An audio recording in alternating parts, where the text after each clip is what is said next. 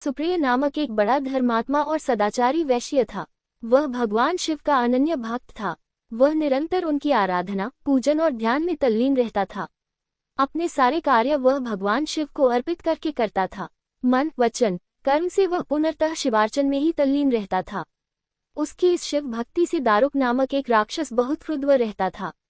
उसे भगवान शिव की यह पूजा किसी प्रकार भी अच्छी नहीं लगती थी। वह निरंतर इस बात का प्रयत्न किया करता था कि उस सुप्रिय की पूजा अर्चना में विघ्न पहुंचे।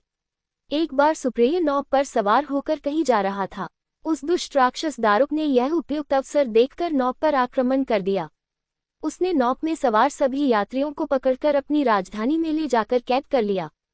सुप्रिय कारागार में भी अपने नित्य नियम के अनुसार भगवान शिव की पूजा आराधना करने लगा। अन्य बंदी यात्रियों को भी वह शिव भक्ति की प्रेरणा देने लगा।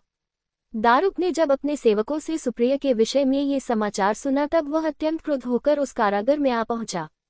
सुप्रिय उस समय भगवान शिव के चरणों में ध्यान लगाए हुए दोनों आंखें बंद किए बैठा था।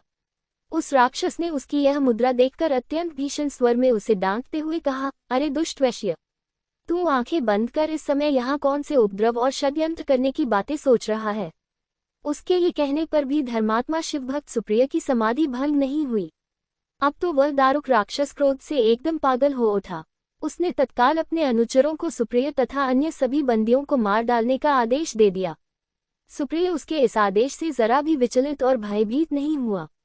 वह एकाग्र मन से अपनी और अन्य बंदियों की मुक्ति के लिए भगवान शिव से प्रार्थना करने लगा। उसे यह पूर्ण विश्वास था कि मेरे आराध्य भगवान शिवजी इस विपत्ति से मुझे अवश्य ही छुटकारा दिलाएंगे। उसकी प्रार्थना सुनकर भगवान शंकर जी तत्क्षण उस कारागार में एक ऊंचे स्थान में एक चमकते हुए सिंहासन पर स्थित होकर ज्योतिर्लिंग के रूप में प्रकट हो गए।